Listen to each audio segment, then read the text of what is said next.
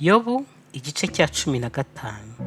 Maze Elifazi umutemani arasubiza ati mbese umunyabwenge yasubizanya ubwenge bw'ubusa akiyuzuzamo umuyaga uturuka iburasirazuba? Mbese yagisha impaka n'amagambo adafite impamvu, cyangwa yakwita ku bigambo kandi nta mumaro? Ni ukuri kubaha Imana ubikuyeho kandi ubuzanije no kuyisenga, kuko ibicumuro byawe ari byo byigisha akanwa kawe, nawe wihitiyemo ururimi rw'ubucakura. Akanwa kawe niko kakurega si njye, ni ukuri iminwa yawe niyo iguhamya. Mbese niwe wabanjirije abandi kuvuka, cyangwa se wabyaye imisozi itararemwa? Wigeze kumva inama zishwe z'Imana? Mbese wihariye ubwenge? Ibyo uzi tutazi ni ibiki? Icyo umenye tudafite ni iki?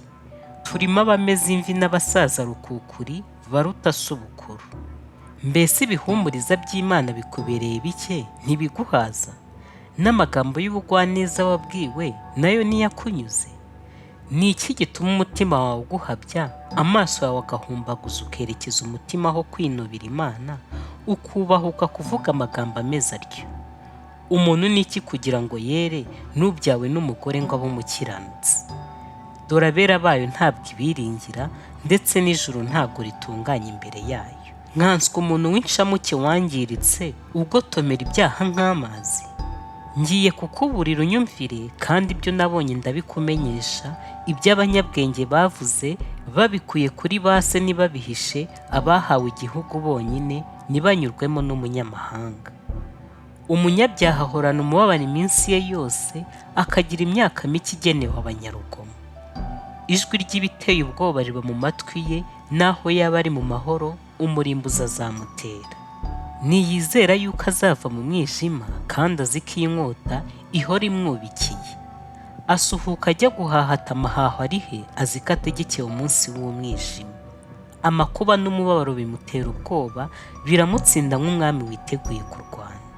Kuko yabanguriye Imana ukuboko kwe, akagenza nk'umwibone yibasiye ishobora byose, akayirohaho ashinze ijosi, yitwaje ingabo zifite amacondo akomeye, kuko afite umubyibuho mu maso he, akaba afite ibicece mu rukenyerero rwe, kandi atuye mu midugudu yabaye imisaka no mu mazu y'imirangara atagira abantu, agiye guhinduka ibirundo.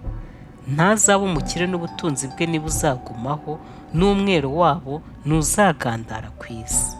Ntabwo azava mu mwijima, ikirimi cy'umuriro kizababura amashami ye, kandi azajyanwa n'umwuka wo mu kanwa k'Imana. Ye kwiringira iby'ubusa yishuka, kuko ibitagira umumaro ari byo azagororerwa. Bizasohora igihe cye kitaragera, kandi ishami rye ntirizatoha. Azamera nk'umuzabibu waragaritse imbuto zawo zikiri mbisi, nk'umwelayo wahungutseho uburabyo bwawo. Kuko iteraniro ry'abatubaha Imana rizasigaramo ubusa, kandi umuriro uzatwika amahema y'abahongerwa. Basama igomwa bakabyara ibikiranirwe, kandi umutima wabo ushibukamo uburiganya. Yobu igice cya 16. Maze Yobu arasubiza ati numvise byinshi nk'ibyo, mwese ko muri abahumuriza abaruhanye. Mbese amagambo y'ubusa ntabwo azashira? Ikigutera kunsubiza ni iki? Nanjye nashobora kuvuga nkamwe, iyaba ari mwe mwari mumeze nkanjye, nabashije gukoranya amagambo yo kubanegura nk'abazunguriza umutwe. Ahubwo nabakomeresha akanwa kanjye, no guhumuriza k'ururimi rwanjye kwaborohereza. Nubwo mvuga umubabaro wanjye nugabanuka, naho nakwiyumanganya nakoroherwa ne? Ariko none irandembeje, yarimbuye abanjye bose. Nanjye yankozeho nibyo bimamya, kunanuka kwanjye byarampagurukiye bimbera umushinja. Yantanyaguje uburakari bwayo indenganya, yamekenyeye amenyo, umwanzi wanjye ankanuriye amaso. Yaranyasamiye, bankubise ku itama baranuka, bateraniye hamwe ngo bantere. Imana yangabije abatayubaha, injugunya amaboko y'inkozi z'ibibi. Nari nguwe neza maze iramvunagura, ni ukuri yamfashe mu ijosi iramenagura, kandi ngira intego yayo. Abarashi bayo barangose, impinguranije impyiko ntiyababarira, isesa indurwe yanjye hasi. Inciye ibyuho yungikanya, insumireye nk'igihanyanswa. Umubiri wanjye nawudodeyeho ibigunira, kandi ihembe ryanjye naritabye mu mukungugu. Mu maso yanjye hakobowe no kurira, amaso yanjye ararembura nk'uwenda gupfa, nubwo nta rugomo ruri mu maboko yanjye, kandi gusenga kwanjye kukaba gutunganye. Wasiwe we gutwikira amaraso yanjye, kandi gutaka kwanjye kwe kugera aho guturiza.